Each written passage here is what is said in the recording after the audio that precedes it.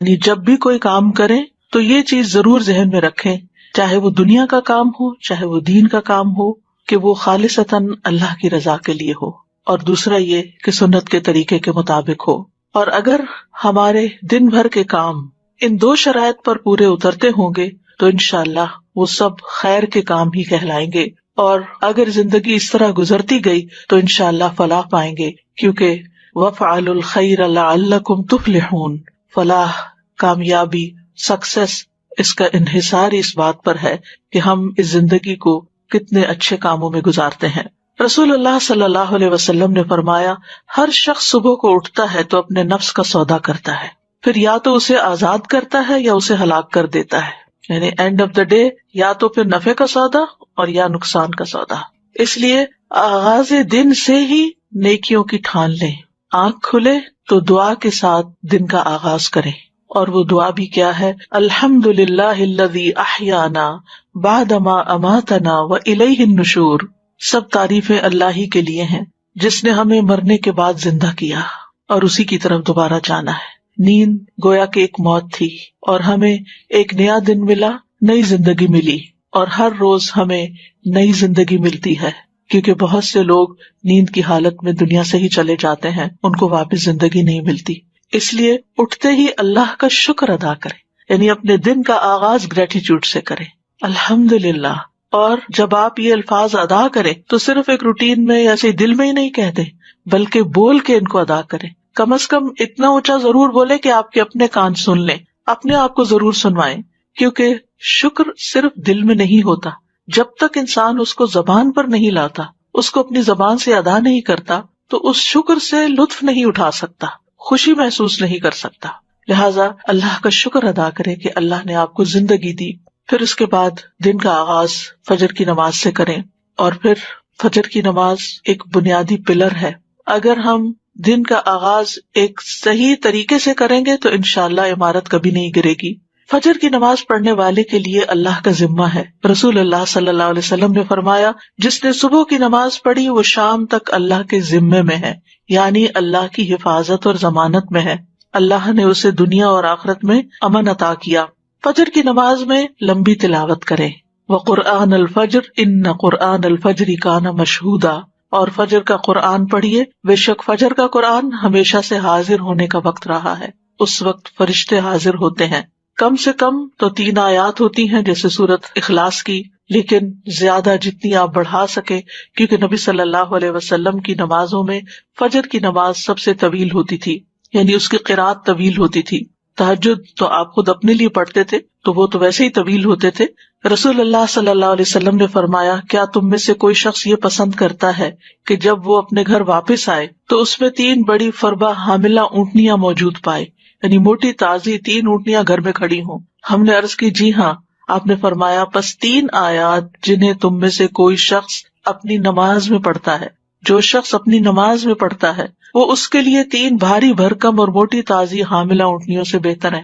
تو اس سے یہ پتہ چلتا ہے کہ وہ قرآن کا حصہ جو ہم اپنی نماز کے اندر پڑھتے ہیں وہ اس سے افضل ہے جو ہم نماز کے باہر پڑھتے ہیں۔ لہٰذا اگر اللہ سبحانہ و تعالیٰ توفیق دیں تو تہجد کی نماز میں زیادہ سے زیادہ قرآن مجید پڑھیں، اور اپنا ڈیلی ایک ورد جو ہے وہ مقرر کر لیں کہ اتنا تو کم از کم ضرور پڑھنا ہے، کیونکہ جب ہم کوئی چیز مقرر کر لیتے ہیں اپنے اوپر تو پھر نبھا بھی جاتے ہیں، اور اگر آپ اپنے آپ کو اوپن اینڈ دیں تو نفس غالب آ جاتا ہے، سستی کر جاتا ہے اور انسان اس کو پورا نہیں کر پاتا۔ اور تہجد میں آپ قرآن مجید کو مصحف سے دیکھ کے بھی پڑھ سکتے ہیں تو اس میں طویل قرات ہو سکتی ہے، ادروائز قرآن مجید کے کچھ حصے یاد کر لیں تاکہ فجر کی نماز جو ہے وہ طویل ہو سکے۔ نبی صلی اللہ علیہ وسلم کسی بھی حالت میں فجر کی سنتیں نہیں چھوڑتے تھے، خاص صحت مند ہوتے یا مریض ہوتے، سفر میں ہوتے یا مقیم ہوتے، یہ نماز آپ نے کبھی نہیں چھوڑی۔ اس لیے ان سنتوں کا اہتمام کرنا ضروری ہے۔ اگر کسی وجہ سے نماز فرض میں تاخیر ہو رہی ہو، آنکھ دیر سے کھلی، تو آپ دوبارہ سورج نکلنے کے بعد پہلے ان سنتوں کی قضا پڑھیں۔ فجر کی سنتیں دنیا و ما فیہا سے بہتر ہیں۔ آپ صلی اللہ علیہ وسلم نے فرمایا، صحیح مسلم کی روایت ہے، فجر سے پہلے کی 2 رکعتیں دنیا اور جو کچھ اس میں ہے اس سے بہتر ہے۔ آپ سوچئے کہ اگر صرف فجر کی 2 سنتوں کی یہ قدر و قیمت ہے ان کا یہ مقام ہے کہ دنیا اور جو کچھ دنیا میں ہے سب سے بہتر ہے، تو پھر فرض نماز کا کیا عالم ہوگا اور باقی نمازوں کی کیا قدر و قیمت ہوگی۔ اس لیے کبھی بھی سستی کے مارے یا سفر یا تھکاوٹ یا بیماری میں بھی ان سنتوں کو نہ چھوڑیں، اور اگر آپ اس وقت شعور کے ساتھ یہ سنتیں ادا کریں کہ اس وقت دنیا میں جو کچھ ہے اگر آپ امیجن کر سکیں اس کو، تو میں اس سے بہتر چیز کا سودا کرنے جا رہی ہوں، تو انشاءاللہ اس سے آپ کی نماز میں ایک روح بھی آ جائے گی، اور پھر نماز خشوع و خضوع کے ساتھ ادا کریں۔ بعض اوقات ہمیں کچھ اور کام بھی ہوتے ہیں یا لوگ ہمارے انتظار میں ہوتے ہیں، لیکن یاد رکھیے کہ جو آپ کا انتظار کر رہا ہے اس کی حیثیت نماز سے بہت کم ہے، کیونکہ بعض اوقات ہم لوگوں کی خاطر اپنی نماز بہت مختصر کر دیتے، الا یہ کہ آپ کے بچے چھوٹے ہوں اور وہ رو رہے ہوں یا کوئی شدید مجبوری میں کھڑا ہو تو اور بات ہے، ورنہ اگر محض کوئی ملاقات کے لیے آیا ہے یا کسی اور مقصد کے لیے تو اس کو انتظار کرنا چاہیے کہ آپ اپنے رب کے حضور توجہ سے نماز ادا کر کے اس کے لیے فارغ ہوں۔ ایک سجدہ جو اطمینان اور خشوع کے ساتھ ادا کیا جاتا ہے وہ زمین کے تمام سونے کے خزانوں سے بھی بہتر ہے، اس لیے محبت کے ساتھ شوق کے ساتھ سجدہ ادا کریں، کیونکہ جب بھی کوئی سجدہ کرتا ہے تو اللہ سبحانہ وتعالیٰ اس سجدے کے سبب اس کا ایک درجہ بڑھا دیتے ہیں اور اس کے ذریعے ایک خطا مٹا دیتے ہیں۔ تو ایک صحابی نے یہ سوال کیا تھا آپ سے کہ اللہ کے رسول مجھے آپ ایسے عمل کی خبر دیں جس کے کرنے سے اللہ مجھے جنت میں داخل کر دے، یا یہ کہ اللہ کے نزدیک سب سے پسندیدہ عمل کے بارے میں خبر دیں، تو آپ خاموش رہے۔ پھر انہوں نے پوچھا، پھر خاموش رہے۔ جب تیسری بار پوچھا تو آپ نے فرمایا کہ تم پر اللہ کے لیے سجدوں کی کثرت لازم ہے، یعنی سجدوں کے ذریعے تم سب سے زیادہ تیزی کے ساتھ اللہ کا قرب حاصل کر سکتے، کیونکہ سجدے میں انسان سب سے زیادہ اللہ کے قریب ہوتا ہے۔ تو زمین پہ صرف ٹھونگے نہ ماری جائے بلکہ بہت توجہ کے ساتھ بہت جم کے سجدہ کیا جائے۔ نماز ختم ہونے پر اذکار ضرور کرے، اور سب سے پہلا ذکر اللہ اکبر استغفر اللہ استغفر اللہ استغفر اللہ کے بعد کیا ہے؟ اللہم انت السلام ومنک السلام تبارکت یا ذا الجلال والاکرام۔ اس کو اگر آپ شعور کے ساتھ پڑھتے ہیں تو آپ کے اندر ایک سلامتی کی فیلنگ آتی ہے اور آپ کی وریز اور فکر اور پریشانیاں ختم ہوتی ہیں، اس لیے پوری توجہ کے ساتھ یہ دعا پڑھیں۔ پھر اسی طرح جب تک آپ مصلی پہ بیٹھے ہوں گے اور وضو قائم رہے گا تو فرشتے دعا کرتے رہیں گے، کیا؟ اللہم اغفر لہ، اللہم ارحمہ، اے اللہ اس کی مغفرت فرما، اس پر رحم فرما۔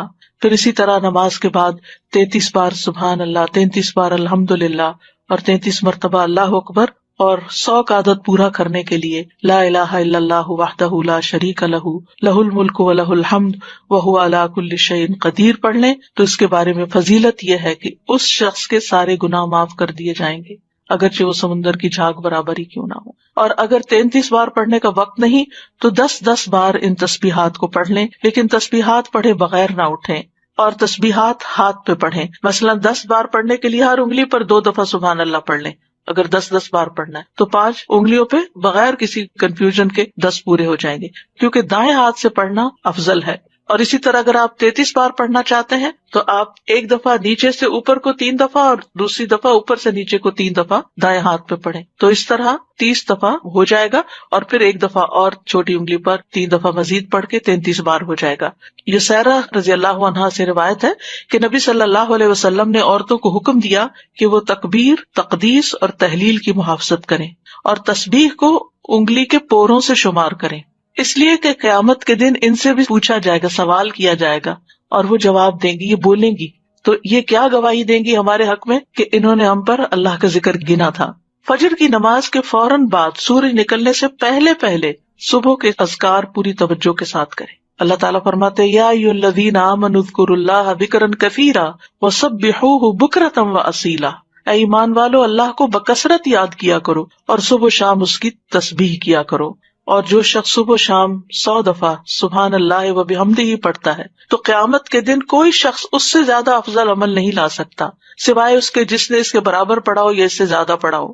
اور کوشش کیجئے کہ اپنی نماز کی جگہ پر ہی بیٹھے ہوئے اذکار مکمل کر لیں، کیونکہ فجر کی نماز سے لے کر سورج طلوع ہونے تک بیٹھنے کا اجر بہت بڑا ہے۔ رسول اللہ صلی اللہ علیہ وسلم نے فرمایا، جو شخص صبح کی نماز جماعت کے ساتھ ادا کرے پھر بیٹھا اللہ کا ذکر کرتا رہے یہاں تک کہ سورج نکل آئے، پھر 2 رکعتیں پڑھے اس کے لیے ایک حج اور ایک عمرے کا ثواب ہے۔ حضرت انس فرماتے ہیں کہ پھر رسول اللہ صلی اللہ علیہ وسلم نے فرمایا تامتن تامتن تامتن، مکمل مکمل مکمل ثواب ہے، یعنی حج اور عمرے کا۔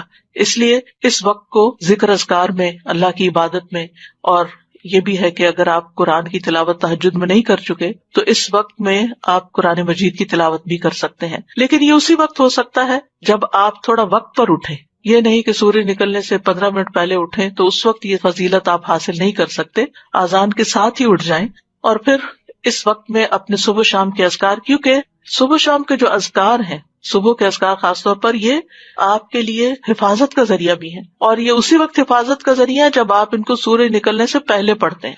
اور اس کے ساتھ ساتھ یہ بھی ہے کہ اگر آپ بیٹھ کے تھک رہے ہیں تو ساتھ ساتھ آپ اسٹریچز بھی کر سکتے ہیں، اپنی گردن کو موڑ سکتے ہیں، اپنے بازوؤں کو سانس لے سکتے ہیں، بیچ میں اپنے پاؤں کی ایکسرسائز کر سکتے ہیں، لیکن یہ ہے کہ آپ اس وقت کو اللہ سبحانہ وتعالیٰ کے ذکر اور عبادت میں ہی گزاریں۔ اور قرآن مجید کی تلاوت جو ہے یہ بڑا ہی نفع مند کام ہے۔ اپنا مصحف روز کھولیں، یعنی کوئی دن ایسا نہ جائے کہ جس کے شروع میں آپ کا قرآن مجید کا کوئی حصہ نہ ہو، کیونکہ یہ بابرکت کتاب ہے اور اس کی برکت کی وجہ سے آپ کے دن کے کام بھی آسان ہو جائیں گے۔ سورۃ فاطر کی آیات میں اللہ تعالیٰ فرماتے ہیں ان الذین یتلون کتاب اللہ واقاموا الصلاۃ وانفقوا مما رزقناہم سرا وعلانیۃ یرجون تجارۃ لن تبور لیوفیہم اجورہم ویزیدہم من فضلہ انہ غفور شکور۔ بے شک جو لوگ اللہ کی کتاب کی تلاوت کرتے ہیں اور انہوں نے نماز قائم کی اور جو کچھ ہم نے انہیں دیا اس میں سے انہوں نے پوشیدہ اور ظاہر خرچ کیا، وہ ایسی تجارت کی امید رکھتے ہیں جو کبھی برباد نہ ہوگی، جس میں نقصان ہے ہی نہیں، تاکہ وہ انہیں ان کے اجر پورے پورے دے اور اپنے فضل سے انہیں زیادہ بھی دے، یعنی صرف اتنا نہیں ملے گا جو انہوں نے کیا، زیادہ بھی ملے گا، بلا شبہ وہ بے حد بخشنے والا نہایت قدردان ہے۔ اور پھر قرآن مجید کی تلاوت دن بھر آپ کو غموں سے آزاد رکھے گی، کیونکہ جب دل میں غم بیٹھ جاتے ہیں تو یہ اس بات کی طرف اشارہ ہوتا ہے کہ آپ کے دل کو مزید قرآن کی غذا کی ضرورت ہے۔ اور قرآن مجید کو ہمیشہ اپنے قریب رکھا کریں، یعنی آپ کی ہاتھ کی ریچ میں ہو، آپ کے بیڈ سائڈ ٹیبل پر ہو یا ڈرار میں ہو یا ساتھ ہی کوئی شیلف ہو اس میں ہو، یعنی سراہنے کے پاس ہو، کیونکہ جب بھی آپ کو وقت ملے یا تھوڑی دیر کے لیے بھی آپ ریلیکس ہو تو آپ کچھ نہ کچھ کھول کے پھر پڑھ سکتے ہیں۔ اور اب تو الحمدللہ موبائلز کے اندر بھی قرآن مجید موجود ہے، ایون لیٹ کے بھی اگر آپ اس کو دیکھنا چاہیں تو دیکھ سکتے ہیں۔ اور یہ اس اعتبار سے بھی سراہنے کی بات میں کر رہی ہوں کیونکہ جب انسان کو دفن کر دیا جاتا ہے قبر میں تو فرشتہ اس کے سر کی طرف سے عذاب دینے کے لیے آتا ہے، تو تلاوت قرآن اس کو دور کر دیتی ہے، اور جب فرشتہ سامنے سے آتا ہے تو صدقہ اس کو دھکیل دیتا ہے، اور جب پاؤں کی طرف سے آتا ہے تو مساجد کی طرف چل کے جانا اس کو دور کر دیتا ہے۔ تو کتنا ضروری ہے کہ ہم ان نیک اعمال کو روزانہ کی بیس پہ کرتے رہیں تاکہ مرنے کے بعد جب ہم اپنی قبر میں ہوں تو پرسکون ہوں۔ اور اگر آپ کو اللہ تعالیٰ توفیق دیتا، اور خصوصاً وہ خواتین جو بزرگ ہیں، جن کے بچے چھوٹے نہیں یا جو جاب نہیں کرتی، جو اپنے گھر پہ ہوتے ہیں یا ریٹائر ہو چکے ہیں، تو ان کے لیے یہ نیکیاں کمانے کا بہت ہی اچھا وقت اور موقع ہے کہ وہ سورج نکلنے تک انتظار کریں، عبادت کریں، اور پھر اس کے بعد جب اشراق کا وقت ہو تو اشراق پڑھیں۔ اور اس کے بارے میں حدیث قدسی ہے، رسول اللہ صلی اللہ علیہ وسلم نے فرمایا تمہارا رب فرماتا ہے اے ابن آدم کیا تم اس بات سے عاجز آ گئے ہو کہ تم دن کے ابتدائی حصے میں 4 رکعتیں پڑھو، میں ان کے بدلے میں تمہارے دن کے آخر تک تمہیں کفایت کروں گا، یعنی تمہارے سارے کام بنا دوں گا۔ پھر اس کے بعد پہلی چیز یہ کہ ناشتہ کریں، ناشتہ کریں، اگرچہ آپ کا دل نہ بھی چاہے، لیکن کچھ دن اگر آپ زبردستی کچھ کریں گے تو پھر عادت بھی ہو جائے گی، کیونکہ روحانی ترقی ہو نہیں سکتی جب تک انسان کی صحت درست نہ ہو، جسمانی طور پر مضبوط نہ ہو۔ اگر آپ کو گھر سے فوراً نکلنا ہوتا ہے اور آپ کا زیادہ وقت عبادت میں گزر گیا ہے تو آپ اپنے ساتھ کھجور بھی رکھ سکتے ہیں، یعنی اگر آپ کو شدید مصروفیت ہے اور وقت کم ہے تو کھجور کا ناشتہ کر سکتے ہیں۔ نبی صلی اللہ علیہ وسلم کی سنت بھی ہے، آپ نے فرمایا بالائی علاقے کی اجوا کھجور کا نہار منہ استعمال کرنا ہر قسم کے جادو اور زہر سے شفا ہے۔ پھر دودھ بہترین غذا ہے، اور ان چیزوں کو بھی عبادت سمجھ کے کریں۔ رسول اللہ صلی اللہ علیہ وسلم کے پاس دودھ لایا گیا تو آپ نے اسے پیا، پھر رسول اللہ صلی اللہ علیہ وسلم نے فرمایا بے شک دودھ کے علاوہ کوئی چیز ایسی نہیں جو کھانے اور پینے دونوں سے کفایت کر دے، یعنی اگر آپ کچھ کھا نہیں پی سکے اور 1 کپ دودھ پی لیتے ہیں تو آپ کا کھانا اور پینا دونوں ہو گئے۔ ابن عباس کہتے ہیں کہ رسول اللہ صلی اللہ علیہ وسلم نے فرمایا، جس کو اللہ کھانا کھلائے اسے چاہیے کہ وہ یوں کہے، اللہم بارک لنا فیہ وارزقنا خیرا منہ، اے اللہ تو ہمارے لیے اس میں برکت عطا کر اور ہمیں اس سے بہتر رزق عطا کر۔ تو آپ دیکھیے ہر روز اگر یہی انسان پڑھے تو کتنی بھلائی ہوگی۔ اور جسے اللہ دودھ پلائے تو یوں کہے، اللہم بارک لنا فیہ وزدنا منہ، یہ نہیں کہا خیرا منہ، کیونکہ دودھ سے بہتر کوئی چیز نہیں۔ اے اللہ تو ہمارے لیے اس میں برکت عطا فرما اور ہمیں اس سے زیادہ دے، یعنی مزید دودھ عطا فرما۔ اور پھر یہ کہ آپ اپنے دن کے کام کاج شروع کریں اور صبح صبح یہ نیت کریں اور اپنے منہ سے دہرایا بھی کریں کہ حیاتی کلھا للہ، میری ساری زندگی اللہ کے لیے ہے، میرا سارے دن کے کام اللہ ہی کی خاطر ہے۔ قل ان صلاتی ونسکی ومحیای ومماتی للہ رب العالمین، کہہ دیجئے بے شک میری نماز، میری قربانی، میری زندگی، میری موت اللہ کے لیے ہے جو جہانوں کا رب ہے۔ تو جب آپ نیت کر لیں گے ایک دفعہ کہ میرے آج دن کے سارے کام اللہ کی خاطر، تو پورا دن ہی آپ کا انشاءاللہ عبادت میں گزرے گا۔ پھر یہ ہے کہ ہر روز اپنے لیے علم نافع میں اضافہ کریں، رب زدنی علما، یہ اپنی دعاؤں میں شامل کر لیں۔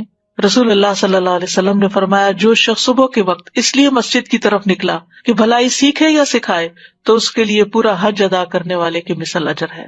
یعنی ہر روز اگر انسان اپنے گھر سے نکلتا ہے علم حاصل کرنے کے لیے تو حج کے برابر اس کو ثواب ملتا ہے۔ اور علم سیکھنے اور سکھانے کے لیے وقت مقرر کریں۔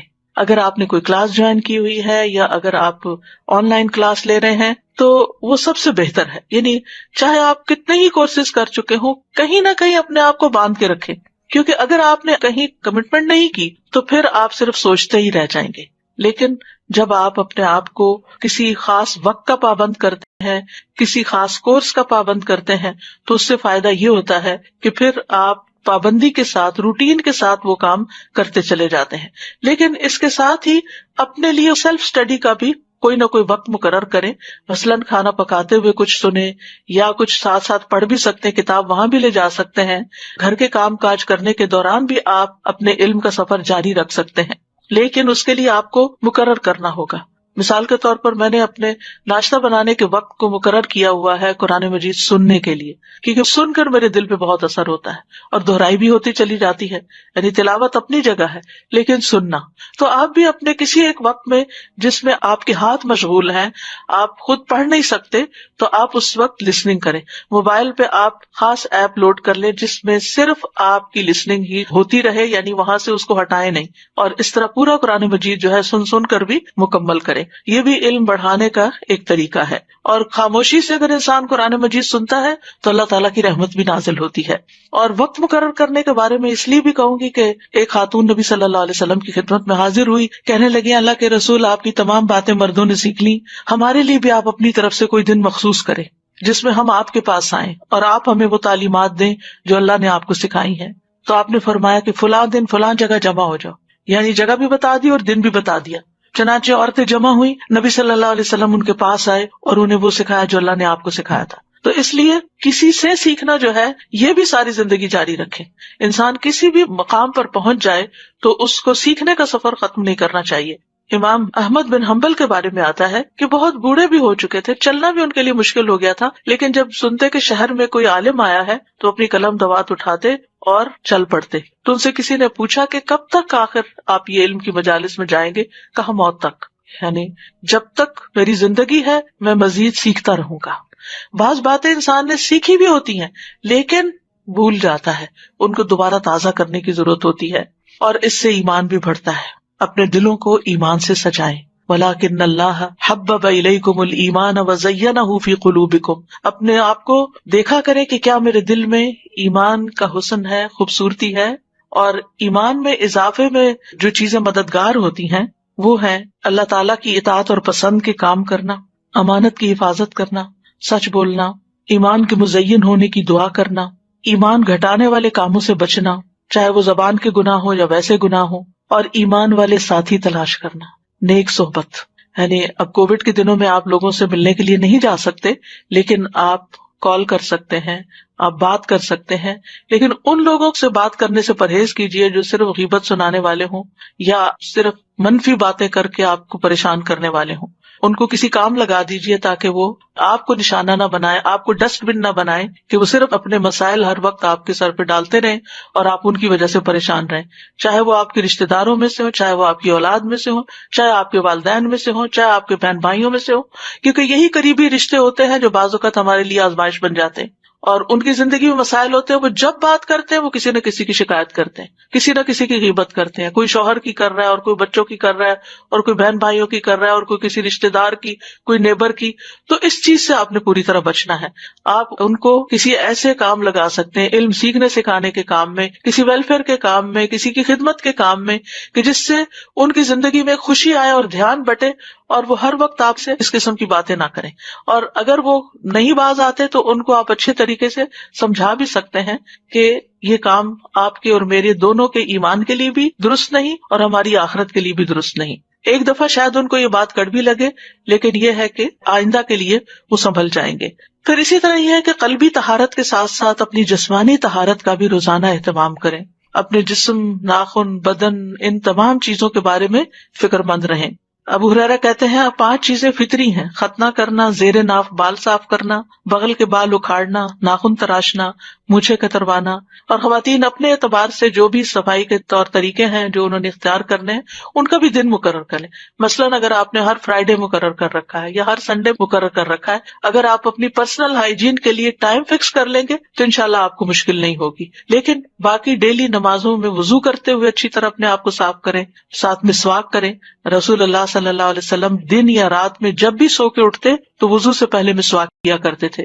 آپ فرماتے ہیں اگر مجھے یہ ڈر نہ ہوتا کہ میں مومنوں پر مشقت ڈال دوں گا تو میں انہیں ہر نماز کے وقت مسواک کا حکم دیتا. تو آپ اپنے وضو کی جگہ پر مسواک رکھ دیجئے.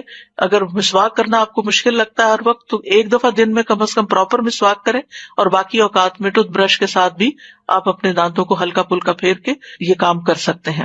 حضرت سمرہ سے مرفوعاً روایت ہے، رسول اللہ صلی اللہ علیہ وسلم نے فرمایا اپنے منہ کو مسواک کے ساتھ پاک رکھو کیونکہ یہ قرآن کا راستہ ہے. تو اپنے منہ کی صفائی اور اپنی زبان کی صفائی اور اپنے گلے کی صفائی، ان چیزوں کا بھی خاص خیال رکھیں. اور پھر وضو کے بعد دعا پڑھنا نہ بھولیں. اپنے ڈیلی کے کاموں میں اگر آپ کو یاد نہیں رہتا تو کہیں لکھ کے لگا لیں. رسول اللہ صلی اللہ علیہ وسلم نے فرمایا جو وضو کرے اور اچھی طرح وضو کرے پھر یوں کہے اشہد ان لا الہ الا اللہ وحدہ لا شریک لہ واشہد ان محمدا عبدہ ورسولہ اللہم اجعلنی من التوابین واجعلنی من المتطہرین، اس کے لیے جنت کے 8 دروازے کھول دیے جائیں گے، وہ ان میں سے جس میں سے چاہے داخل ہو جائے. سبحان اللہ، کتنی مختصر سی دعا ہے لیکن کتنا بڑا اجر ہے، اس لیے اس کو نہ بھولیں. پھر اسی طرح یہ ہے کہ وضو کے بعد اگر آپ آذان سن رہے ہیں تو آذان کا جواب دینا نہ بھولیں. رسول اللہ صلی اللہ علیہ وسلم نے فرمایا جو شخص آذان سن کر یہ کہے یعنی اللہم رب ھذہ الدعوۃ التامہ والصلاۃ القائمہ آت محمدا الوسیلۃ والفضیلہ وابعثہ مقاما محمودا الذی وعدتہ، تو قیامت کے دن نبی صلی اللہ علیہ وسلم کی اس کے لیے شفاعت جائز ہو جائے گی، لازم ہو جائے گی. حلت لہ شفاعتی یوم القیامہ، یعنی جو آذان کے بعد کی دعا پڑھے گا نبی صلی اللہ علیہ وسلم کی شفاعت پائے گا. اور اسی طرح وہ دعا کی قبولیت کا وقت ہوتا ہے، اس وقت کے لیے دعا سوچ رکھے کہ میں نے کیا دعا مانگنی.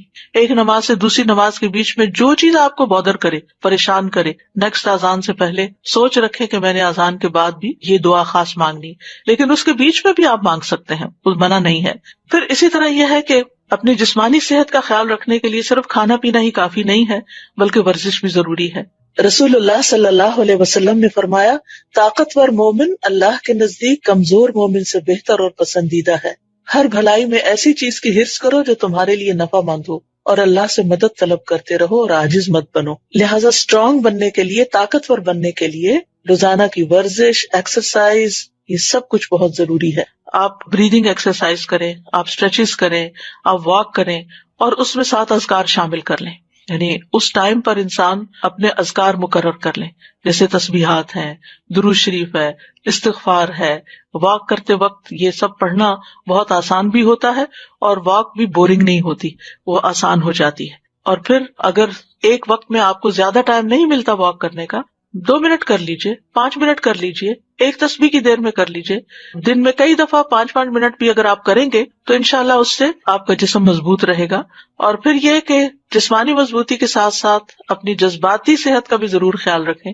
اور جذباتی صحت کے لیے ضروری ہے کہ اللہ پر توکل ہو، اللہ سے محبت ہو، اللہ سبحانہ وتعالیٰ کے ساتھ ایک تعلق ہو، دل ہی دل میں اللہ کو پکارے، اس کو یاد کرے اور اس سے محبت پر خوش ہو جائیں. یعنی محبت جو ہے وہ انسان کو خوشی بخشتی ہے. تو جس شخص کی زندگی میں رب کی محبت آ جائے اس سے زیادہ خوش قسمت کوئی نہیں. اور اسی کو اپنا وکیل سمجھیں، اسی پر بھروسہ کریں، اسی سے دعائیں مانگیں، اسی سے لو لگائیں، اسی سے اپنے سارے شکوے شکایتیں کریں، اسی کو اپنے ساری مشکلات بتائیں اور اسی سے حل مانگیں. رب المشرق والمغرب لا الہ الا ہو فاتخذہ وکیلا. یہ سورۃ المزمل کی آیت ہے. شروع میں نبی صلی اللہ علیہ وسلم نے جب تبلیغ کا کام شروع کیا تو کیسی مشکلات پیش آئیں، لیکن آپ کو کیا بتایا گیا کہ اللہ رب العزت ہی کو اپنا وکیل بنائیں، اسی کو کارساز سمجھیں. اور اگر کہیں خوف خطرہ محسوس ہو تو اپنے آپ کو اپنے رب کی پناہ میں دیں. سورۃ غافر میں آتا ہے وقال موسیٰ انی عذت بربی وربکم من کل متکبر لا یؤمن بیوم الحساب. موسیٰ علیہ السلام کو جب فرعونیوں کا خوف ہوا تو انہوں نے کہا بے شک میں نے اپنے رب اور تمہارے رب کی پناہ لے لی، ہر اس متکبر سے جو یوم حساب پر ایمان نہیں رکھتا.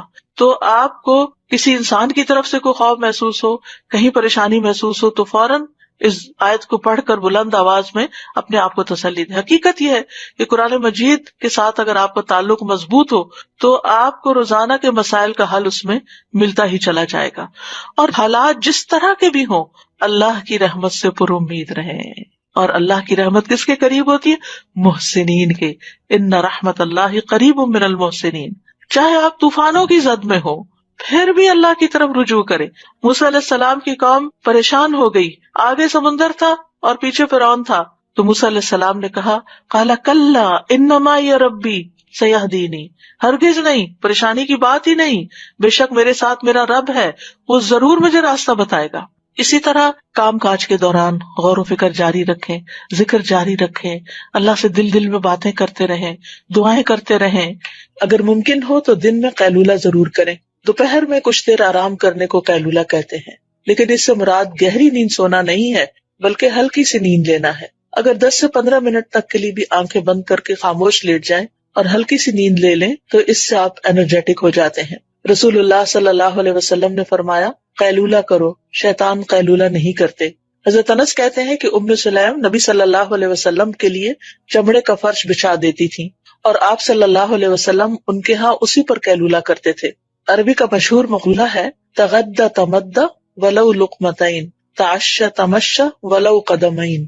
دوپہر کا کھانا کھاؤ تو لیٹ جاؤ اگرچہ 2 لقمے ہی کھاؤ، رات کا کھانا کھاؤ تو چہل قدمی کرو اگر 2 قدم ہی چلو. عقل مند لوگ قرآن مجید میں ان کو بتایا گیا الذین یذکرون اللہ قیاما وقعودا وعلی جنوبہم ویتفکرون فی خلق السماوات والارض ربنا ما خلقت ھذا باطلا سبحانک فقنا عذاب النار. کون ہے عقل مند لوگ؟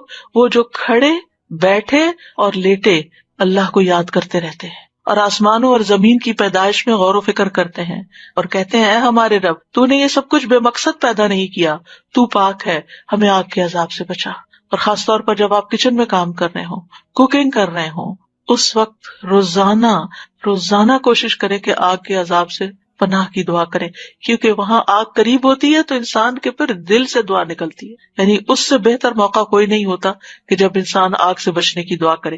تو کہنے کا مطلب یہ ہے کہ ذکر صرف مصلے پر نہیں ہوتا، ذکر چلتے پھرتے، اٹھتے بیٹھتے، کام کاج کرتے آپ کی زبان اللہ کے ذکر سے تر رہے. اور کیونکہ اللہ کا ذکر جو ہے کثرت سے کرنا کامیابی کا باعث ہے.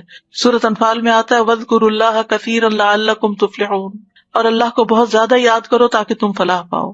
الا بذکر اللہ تطمئن القلوب. سن لو اللہ ہی کی یاد سے دل اطمینان پاتے ہیں. اور سب سے افضل ذکر کیا ہے؟ لا الہ الا اللہ.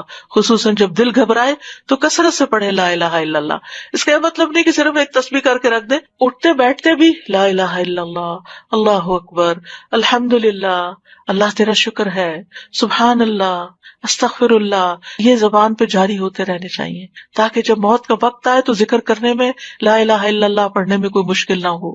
پھر اسی طرح لا حول ولا قوت الا باللہ، رسول اللہ صلی اللہ علیہ وسلم نے حضرت ابو ہریرہ سے فرمایا لا حول ولا قوت الا باللہ زیادہ پڑھا کرو، یہ جنت کے خزانوں میں سے ایک خزانہ ہے، یعنی جنت میں اگر آپ کو خزانے چاہیے تو لا حول کی کثرت کر دیں، کثرت سے توبہ استغفار بھی کرنی چاہیے، کیونکہ استغفار سے رحمت کے دروازے کھلتے ہیں، دنیا کی ساری مشکلات حل ہوتی ہیں، اور پھر مسلسل استغفار گناہوں کو مٹاتا ہے، رزق کو کھینچ لاتا ہے، اولاد میں خیر و بھلائی ہوتی ہے، اور اللہ تعالیٰ دنیا کی نعمتیں بھی کثرت سے دیتے ہیں، جیسے کہ سورۃ نوح میں آتا ہے کہ آسمان سے بارشیں بھی برسیں گی، مال اور بیٹوں سے بھی تمہاری مدد ہوگی، اور اگر مال میں کمی ہے یا بیٹوں کی طرف سے پریشانی ہے تو وہ بھی اللہ تعالیٰ دور کرے گا، اور تمہیں باغات عطا کرے گا، تمہارے لیے نہریں جاری کر دے گا۔ مغرب کی نماز کے بعد بھی اللہ سبحانہ وتعالیٰ کا ذکر کرے۔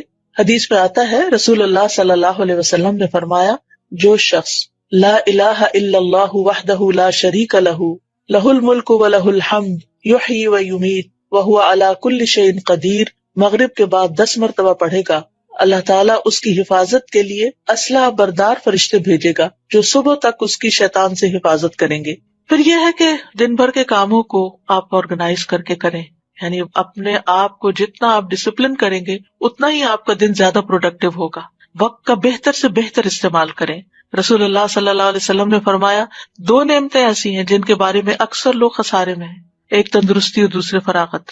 بہت سے لوگ بہت سی چیزیں سوچتے ہیں لیکن کر نہیں پاتے، اور جب کرنے لگتے ہیں تو تھوڑی دیر میں دھیان ادھر ادھر ہو جاتا ہے اور پھر ہر چیز بکھر جاتی ہے، اینڈ آف دا ڈے انسان کہتا ہے میں نے تو کچھ کیا ہی نہیں، اور پریشانی پر پریشانی بڑھتی چلی جاتی ہے۔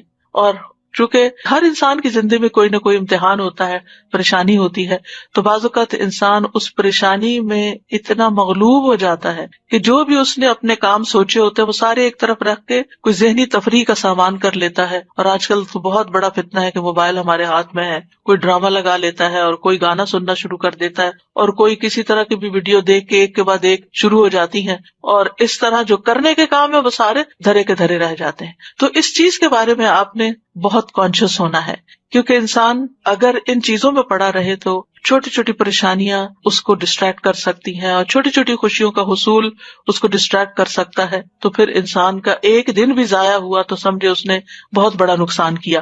اور یہ کہانی سبھی کی ہے کسی نہ کسی طرح، اس لیے کارآمد اور نتیجہ خیز دن گزارنے کے لیے ضروری ہے نمبر 1 اپنے پورے دن میں جو کام آپ بے مقصد کرتے ہیں ان پہ غور کریں، ان کی لسٹ بنائیں کہ کون سے کام فضول کے کام ہیں جن کے بغیر بھی گزارا ہو سکتا ہے یا اس سے بہتر کام بھی ہیں، تو اپنے وقت کو گھٹیا کاموں میں نہیں گزاریں، بہتر کاموں میں گزاریں۔